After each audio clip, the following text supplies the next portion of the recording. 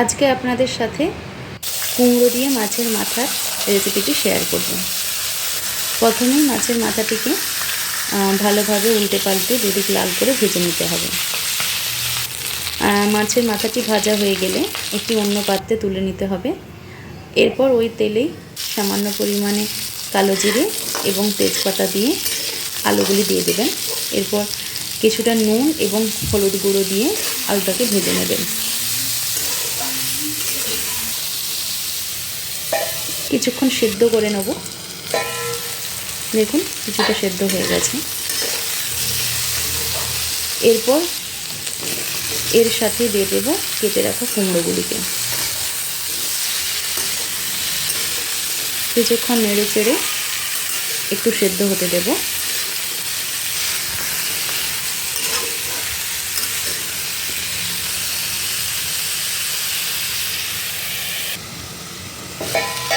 কিছুক্ষণ পরেই ঢাকা খুলে দেখবেন ভালোভাবে ভাজা হলো কিনা, মানে একটু করে সেদ্ধ হলো কিনা। সেদ্ধ হয়ে গেলে আলু কুমড়োটিকে তুলে নিতে হবে একটি অন্য পাত্রে। এরপর ওই তেলে সামান্য জিরে এবং কাঁচা লঙ্কা এবং পেঁয়াজ দিয়ে তার উপরে আমি দিয়েছিলাম আদা এবং রসুনের একটি পেস্ট। তার উপরে দিয়েছিলাম কেটে রাখা কয়েক টুকরো টমেটো এবং হলুদ গুঁড়ো, জিরে গুঁড়ো, ধনে গুঁড়ো, লঙ্কা গুঁড়ো, সামান্য নুন এবং জল দিয়ে মশলাটিকে ভালোভাবে কষিয়ে নিতে হবে।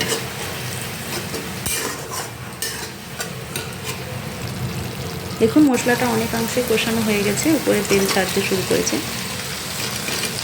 এর আগে আমি মাথাগুলোকে ভালোভাবে খুন্তির সাহায্যে ভেঙে নিয়েছিলাম যাতে ভালোভাবে মশলাটা প্রবেশ করে।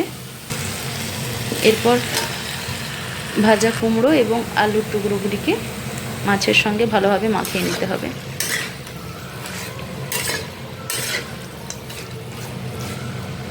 একটু ভালোভাবে নাড়াচাড়া করবেন।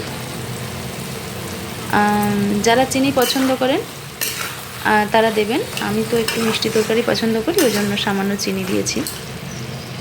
চিনিটা আপনারা স্বাদ মতো দেবেন। কিছুক্ষণ পর দেখবেন তরকারিটা একটু মাখা মাখা হয়ে গেছে, বুঝবেন যে আপনার রেসিপি কমপ্লিট।